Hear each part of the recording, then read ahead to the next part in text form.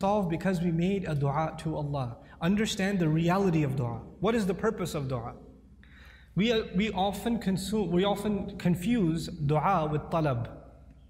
Talab in Arabic means to ask for something, to demand something. Dua means literally to call. That's what it means. Da'awtukum, I called you, I invited you, I cried out to you. This is dua. When we make dua to Allah, sometimes in that dua we are making demands. It's true. We're making requests.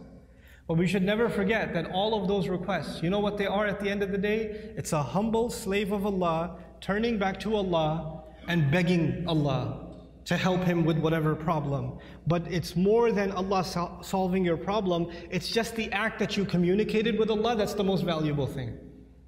The fact that you actually engaged Allah in conversation, that is the goal in the end. Whether or not Allah will solve your problem immediately is a separate problem. And I want to share just a quick thing about that, then I come to Maryam salamun alayha. Sometimes you go through problems and you ask yourself, what is my fault in all of this? Why do I have to go through these problems? What did I do to deserve this?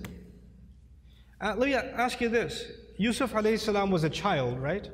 A child by definition is innocent. What did a child do to deserve being kidnapped? What has a child ever done to deserve being thrown inside of a well in the middle of the woods? What has a child ever done to deserve being sold as a child slave in a different land? What is that, when he grows up as a young man, what did he ever do to deserve being thrown in jail over a false accusation? And he spent many years in jail, not because of something he did. He was innocent. And he spent all those years in jail. He went through situations in life that if anybody else went through those situations, you'll say, life is unfair, man, what are you going to do? Life is unfair, you know? But you know what happens to a believer? They don't just say life is unfair, they say Allah is unfair, ma'adallah. Allah did that to him.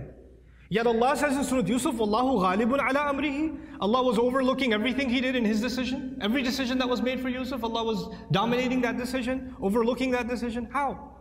Sometimes you and I go through difficulty because Allah knows something better is coming. Sometimes that better thing that is coming is for you. Sometimes it's for somebody else. Sometimes it's not for you. Sometimes it's for somebody else. Sometimes the benefit of your difficulty will come back to you. The return will come back to you while you are still alive. Sometimes the return is meant to come back to you after you go back to Allah. What happened with Yusuf alayhi salam? A father was separated from a child. It's a tragedy, isn't it? But imagine if he was never kidnapped, he would never be in the well. If he was never in the well, he would never end up in Egypt. If he was never in Egypt, he would have never grown up there and been thrown into prison. If he was never in prison, he would have never met those two guys he met in prison, whose dream he interpreted. If he never met those two people, one of them who got to live and go back to the king, and when the king saw a dream, a strange dream, he would have never said, wait, I know someone who can help interpret your dream.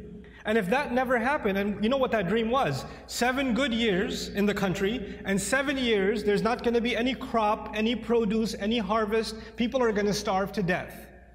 If Yusuf was not in prison, alayhi salam, and then was taken out to interpret that dream at that time, there would have been an economic, financial, social crisis in the country, and hundreds of thousands of children would have starved to death. One child suffered for a few years, but because of that child suffering, Allah's plan was to save a lot of families, a lot of fathers and mothers from losing their children to starvation. Because of the plan that Yusuf alayhi salam came back when he interpreted the dream and gave, when he became the treasurer. I have a friend, some of you might have heard of him. His name is Robert de Villa. I asked his sister about him if she knows him, and she said yes, she's heard of him. The man can't move any part of his body other than his face. He can't move any part of his body. What did he ever do to deserve that? Nothing. But how many people have accepted Islam because of his disability? How many people have just heard about that and have come back to Allah? How many people that were ungrateful in life, even though they were Muslim, they were only Muslim by name, and decided to submit their heart back to Allah because that man is sitting in a bed. his suffering, his pain becomes guidance for millions of people. You understand? Sometimes the difficulty you and I go through is actually a small price to pay for a lot of khair, a lot of good that will either come to me now or it will come to me in the akhirah, will come to me after I go back to Allah.